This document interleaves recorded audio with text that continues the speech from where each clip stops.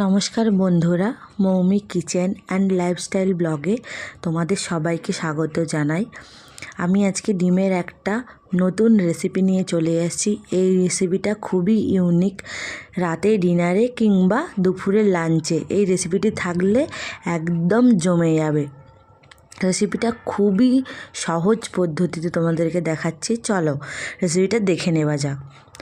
এই রেসিপিতে যেগুলো আমার লাগবে জিনিসগুলো সেইগুলো তোমাদেরকে দেখিয়ে দিচ্ছি। চলো, আদা কুচি, রসুন কুচি, টমেটো কুচি, পেঁয়াজ কুচি, 4টে কিউব করে পেঁয়াজ রাখা আছে, শাহি গরম মশলা, এদিকে মশলার মধ্যে আছে হলুদ গুঁড়ো, ধনে গুঁড়ো, জিরে গুঁড়ো, লঙ্কার গুঁড়ো, চিনি স্বাদ ব্যালেন্সের জন্য, নুন, আর এখানে আমি ফোড়নের জন্য রেখেছি শুকনো লঙ্কা, এলাচ, গোলমরিচ আর সামান্য একটু জিরে আর লবঙ্গ, আর 4টে ডিম নিয়েছি আমি। এই ডিম দিয়েই আমি তোমাদেরকে রেসিপিটা দেখাবো। প্রথমে আমি আদা, রসুন আর কিউব করে যে পেঁয়াজগুলো রেখেছি আর টমেটোর অর্ধেকটা আমি ব্লেন্ডারে একটা পেস্ট করে নেব। চলো, তো পেস্টটা আমি করে নিয়েছি। এই পেস্টটা এবারে আমি একটা টিফিন বক্স নিয়ে নেব। এই টিফিন বক্সে আমি ডিমটা ফাটিয়ে নেব। চলো, আমি 4টে ডিম ফাটিয়ে নিয়েছি। এর উপরে আমি একটু নুন দিয়ে দেবো স্বাদ মতো। ওর উপরে আমি পেঁয়াজ কুচনো দিয়ে দেবো। দেখো, পেঁয়াজ কুচনোটা দেওয়া হয়ে গেছে। এরপর আমি একটু সামান্য হলুদ দিয়ে দেবো রঙের জন্য, সামান্য একটু হলুদ গুঁড়ো, এবার একটু লঙ্কা গুঁড়ো দিয়ে দিলাম। এবার আমি যে পেস্টটা করেছিলাম পেঁয়াজ, আদা, রসুন, টমেটোর, সেই পেঁয়াজটা আমি 1 চামচ দিয়ে দেব। দিয়ে আমি ভালো করে এই সব মিশ্রণগুলোকে একসাথে আমি ভালো করে ফেটিয়ে নেব।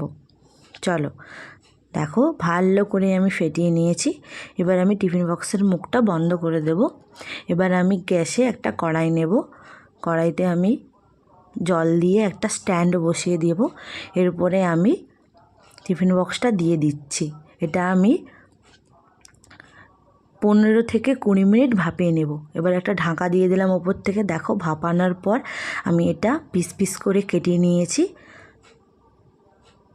এটা আমি পিস পিস করে কেটে নিয়েছি। এবার আমি তোমাদেরকে রেসিপিটা করে দেখাচ্ছি।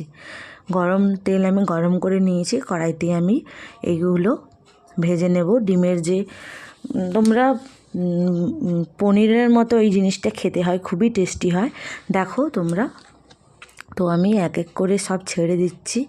রেসিপিটা আমি আগেও অনেকবার বানিয়েছি, আমার খেতে খুবই ভালো লাগে। তোমরা অবশ্যই বাড়িতে কিন্তু একবার ট্রাই করো, করে আমাকে জানিও যে রেসিপিটা কেমন হয়েছে। সত্যি খেতে খুবই ভালো আর লোভনীয় একটা রেসিপি। আমি লালচে লালচে করে উল্টে পাল্টে জিনিসগুলোকে আমি সব ভেজে নিচ্ছি। দেখো, এবার আমি এগুলোকে একটা পাত্রে তুলে নিচ্ছি এক সাইড করে, কারণ এগুলো আমি একবারে ভাজবো না।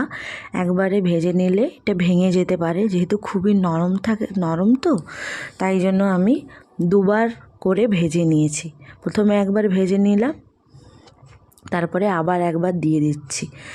আমি একইভাবে একই প্রসেসে আমি এগুলো ভেজে আবার তুলে নিচ্ছি। দেখো, ভেজে নিয়ে এবার আমি গ্যাসটা জ্বালিয়ে কড়াই বসিয়ে তেল দিয়ে দিচ্ছি। তেলটা গরম হতে আমি একটুখানি চিনি দিয়ে দিলাম। আমি যে কোনো তরকারিতে একটু চিনি দিই স্বাদ ব্যালেন্সের জন্যে, তোমরা এটা স্কিপ করতে পারো। তারপরে আমি গরম মশলাটা দিয়ে দিলাম, এলাচ, দারচিনি, লবঙ্গ, শুকনো লঙ্কা, সাদা জিরে।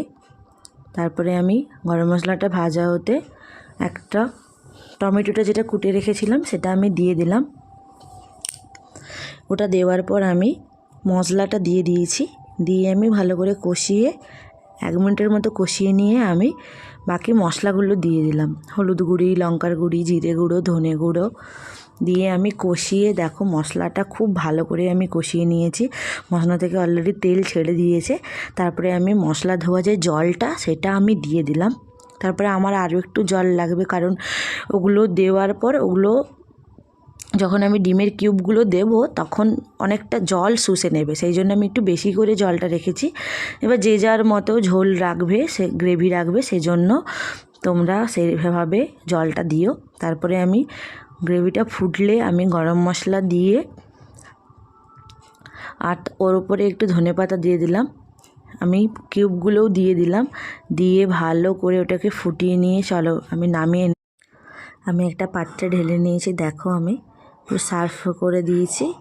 জিনিসটা কত সুন্দর লাগছে দেখতে। আমার এই রেসিপিটা যদি তোমাদের ভালো লেগে থাকে একটা লাইক, কমেন্ট আর চ্যানেলটি সাবস্ক্রাইব করে দিও। আবার নিত্য নতুন ভিডিও নিয়ে তোমাদের সামনে আসবো। আজকের মতো টাটা, বাই বাই। তোমরা সবাই ভালো থেকো, সুস্থ থেকো আর আমার পাশে থেকো। টাটা।